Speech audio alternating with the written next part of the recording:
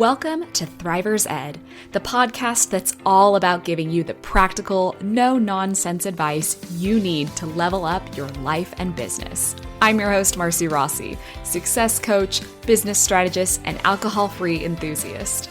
If you're ready to crush your goals, optimize your productivity, and live your best, most authentic life, then you're in the right place. Each week, we'll dive into topics like the psychology of success, practical strategies to boost your performance, and the unexpected ways living alcohol-free can elevate your life. Whether you're looking to boost your business, improve your health, or simply become a better version of yourself, Thriver's Ed is here to help you do just that. So grab your iced coffee, buckle up, and let's get thriving. Hello, and welcome back to another episode of Thriver's Ed. Today, I want to talk about how I spent $1,000 or somewhere around there to not do something. And quite honestly, it was the most life-changing decision I've ever made in the best way. So today's episode is a little personal, but honestly, it's relevant to business as well, because how you do anything is how you do everything. So understanding our motivations behind our actions and how they actually impact us can have effects in both our personal and professional lives. So to set the stage a little bit, basically, I decided that I needed to get my drinking under control. It wasn't like I was waking up in a ditch or, getting in trouble with the law or really experiencing significant impacts, but I felt terrible. I was honestly bored with my life. It felt like there had to be something more than this. That's to say nothing of the physical effects, right? I was waking up with a foggy head. I would have just terrible anxiety the next morning. And most often, honestly, it wasn't really localized. I couldn't understand what it was that I was so upset about, but I just had that heart racing, terrible dread, basically, of the day. And the only thing that made it better would be a drink later on. Now, I tried all kinds of things to really get my drinking under control. I would set rules around it where, I did a dry January actually. And that was kind of what opened my eyes to understanding that this isn't how I want to live my life. So it's not that I couldn't go 30 days. I absolutely went 30 days without a drink, but I missed it, right? I was counting down the days until I could have a drink again. And that was just a lot of mental clutter that I didn't like this dependency on it. I also tried different rules, right? Only on weekends, only, 3 days a week, whatever those rules were to really kind of rein things in. But then I was constantly expending the energy to stick to those rules. Aside from the rules, I tried to find different ways that I could kind of convince myself that alcohol wasn't the answer, right? Reading about the dangers of alcohol, reading about the benefits of taking a break from alcohol, thinking that this will be enough to change my mindset around drinking altogether. And yet I was still repeating the same patterns. And honestly, I'm sure you're like me. You are capable, you are smart, and you are successful in a lot of different ways. And that's what makes being stuck in something like this feel even more frustrating, right? You have the skill sets, and I had the skill sets that I should have been able to change, or at least that's how I felt. And yet I wasn't able to make a decision that lasts. I wasn't able to truly commit for longer than, a dry January challenge. I think eventually part of me recognized that I was looking for the perfect method to do this, right? I was trying to find the right way to go about this. And I also wanted to feel ready, right? Like I wanted to delay that decision, delay that change and the discomfort that comes with changing until X date, right? We do this often. I'll start dieting after the holidays. I will quit drinking after, whatever. I'll start doing something at this point in time. I'll start on Monday, right? That's a very common one, is just pushing it off till the beginning of the week. But really what we're doing is delaying that discomfort. We're trying to tell ourselves that's future Marcy's problem, right? The other thing that was at play here is this myth of the magical future version of ourselves, right? Like when we delay change, we're thinking that somehow that person, 3, 4, 5 days from now is going to be better at this than we are right now. That person after the holidays is going to magically have the self-control to not eat cookies and candy and sweets and whatever if you're working on a diet. And that's just not the case, right? Unless we're actively working at developing skill sets, we're going to come into those future times with those same motivators. Our feelings about alcohol or sugar aren't going to magically change simply with the passing of time. It takes the mindset work to understand what our motivations are around this. And that is how the future version of us actually makes a difference. So, having come to the realization that something has got to give, and I am not capable of making this change on my own, or at least not implementing it on my own, I stumbled on a webinar. Actually, I say stumbled. I'm sure I was very strategically targeted by the Facebook ad gods for a webinar about changing your relationship with alcohol. And I can vividly remember sitting there. I was actually in my parents' guest room. My husband was out of town, and so I was staying with them so they could help me watch the dogs because I was still working full time at that point. And so I'm sitting there on the bed watching this webinar, and I'm moved to finally commit at this point. Like I felt like this is something I really needed. But it was a big investment. It was, I want to say somewhere around $1,000. I don't know the exact amount, but it was around $1,000. And it felt so, I don't know the words for it. It's not really cringy. It just felt like upsetting that I needed to spend this money in order to live the life that I wanted to live, right? This was not money that I could just easily throw away. It actually meant something, and it was going to be a big investment for me. It also felt a little bit like self-indulgent, right? Who am I to spend $1,000 on myself to not do something anymore when that money can go to so many other quote unquote better places? But I had really run out of steam at this point. I was exhausted with my life and I knew there had to be something better. And so I called my husband and told him about this. Now, it wasn't in like a do I have permission to purchase? Like we have enough financial independence in our marriage and we trust each other. So it wasn't like I had to ask for his permission for it, but I just needed someone basically to say like it's okay to invest in yourself. It's okay to put money down in the hopes of becoming a better person, in the hopes of developing new skill sets that you don't have in this moment. And so I can vividly remember typing in my credit card information there, and my mouse is hovering over the, buy now or complete purchase button, and I'm toying with it. And there's this countdown timer on the page. I think it was, maybe 24 hours, but I just felt like this pressure to do it now. And I was shaking, nervous, a little bit sick to my stomach about having to spend this much money to get the outcome that I wanted. And then I did it.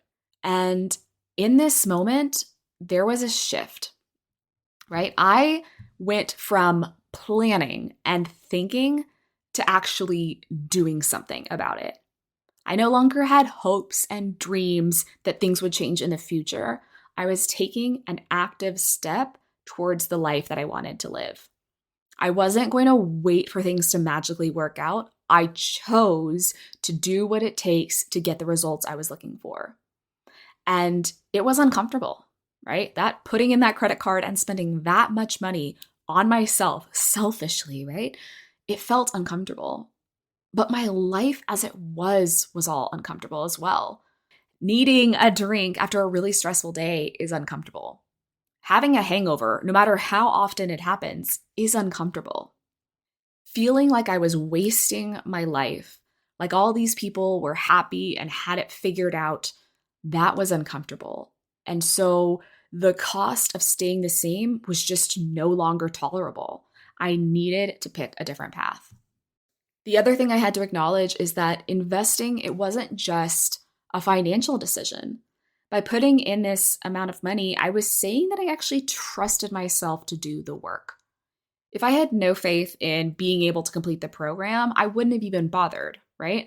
But there was something about the part of me that says you need to do this that recognized that I could, in fact, do this. And it was from that moment when I put in that credit card information that I actually quit drinking. Now, the program was set to start January 1st, which felt like a very big fresh start. And I decided right then and there, I don't know exactly what day it was sometime in December, that I was going to quit right then. And the interesting thing about the program was really the way it was designed is that we don't quit drinking right at the beginning. We understand the motivations behind drinking. And then once we've changed our mindset around that, quitting becomes, very easy. But it was right there in that moment that I decided, just the simple act of putting my credit card down, I decided I was going to give this my best shot. I thought I had been giving it my best shot all along, that it obviously never stuck. There was still part of me that knew that I could just try it again later, right? There's no lost cost if I, start on Monday and say, I'm not going to drink this week, and I drink on Friday. I could just as easily say, okay, I'll start again on Monday. But this was $1,000, right? And I wasn't going to lose this opportunity to really make a change. And so in that moment, in pressing that complete purchase button, I quit drinking. I became someone new in that moment. In that moment that said, I'm done with this, something's got to give, I became a new person, right? I wasn't a person who was trying to quit drinking. I was no longer a drinker. And so while this program was incredibly transformational, I learned so much about myself. I really grew as a person. This program itself wasn't the magical fix. Like, simply being a part of it wasn't going to change myself. I changed myself. And I actually remember I had a conversation with the person who developed this program afterward. And I just said, I really want to thank you for developing this. Like, you changed my life. And she said to me, no, you changed your life. And she's absolutely correct. Like, it wasn't the fact that there's this program out there that magically heals people from their belief. It's their belief in their self and their desire for something better that actually led to the change. And what this change is a complete identity shift, right? Like I said, I wasn't trying to quit drinking. I just simply was not a drinker anymore. That wasn't who I was.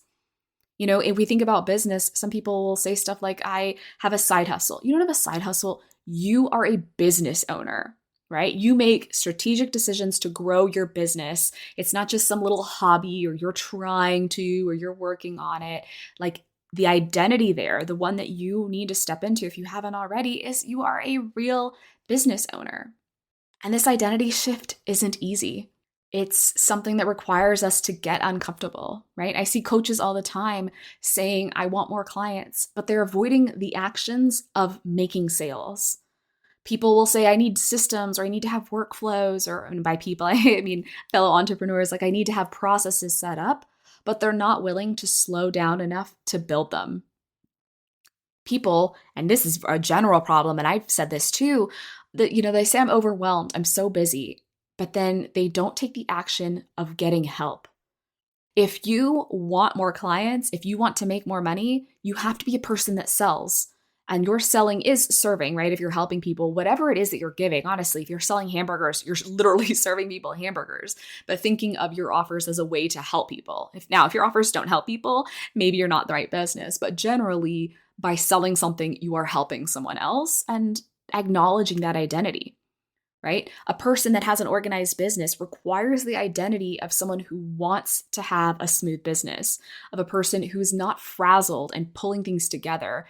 They are someone who has things set up, clear, and smooth, and how that affects how they approach the world and business in general.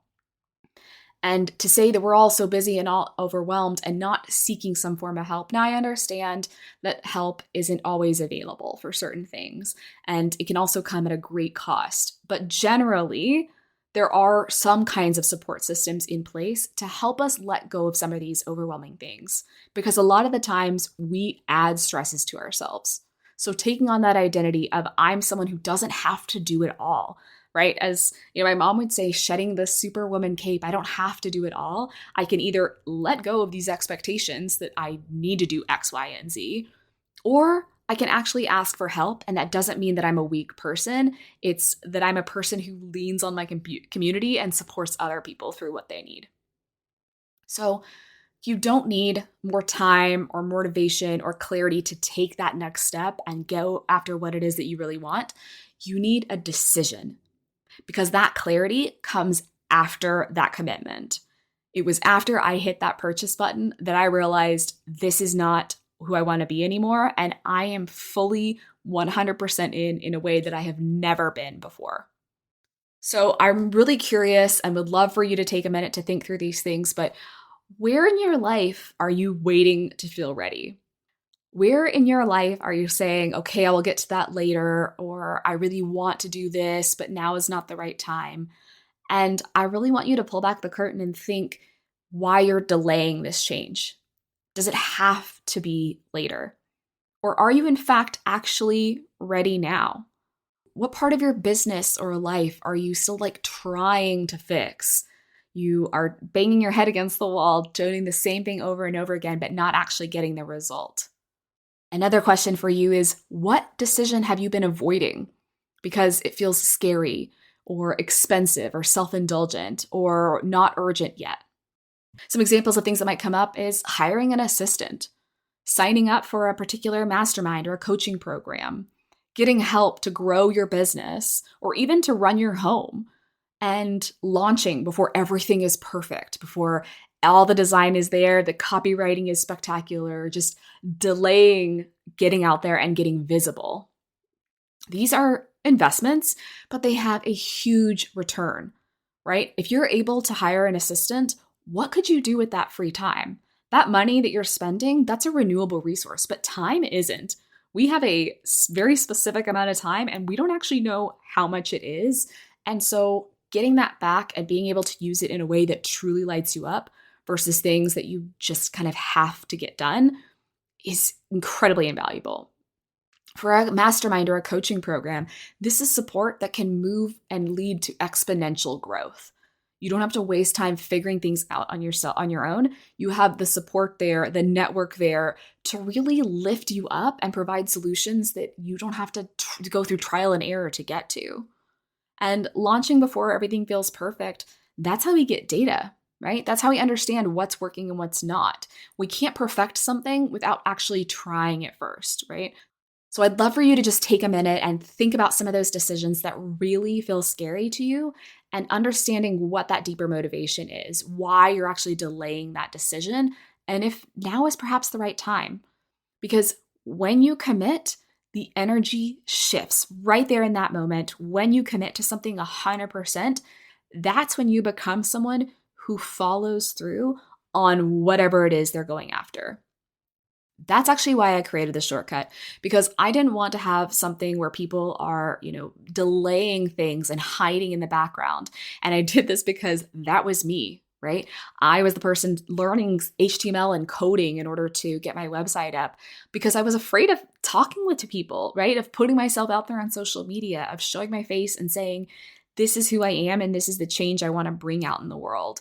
And so I want to support people who are doing the same thing, who are going the same way, right? They're wasting time on things because they're afraid to invest in their business. But this is about making that decision once, right? When I was drinking, I had to make that decision every time a drink was offered to me. But when I became someone who didn't drink, there was no decision anymore. I can be offered a drink now, but I have no interest in that. I am not a drinker. If I'm invested in my business, I don't have to worry about, oh, what should I be doing? Should I do this, that, and the other? I know the exact actions that are going to get me where I want to go. So by investing in a program like the Shortcut, you are taking on the identity of someone who is a business owner, someone who is serious about this and really honestly stepping into that CEO level of your business. By investing in your business, to get the support you need to allow you to have that time, that is how you become a true CEO of your business. That's where you get to focus on things like strategic planning and your offers and all of these big picture things that are truly worth your time. That are things that only you can do.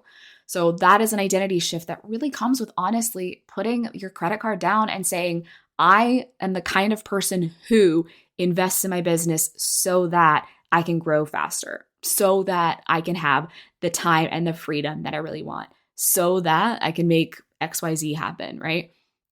So to wrap up today, I have just 5 questions for you in our Thrive in 5. The first is, where are you trying right now, but not actually committing?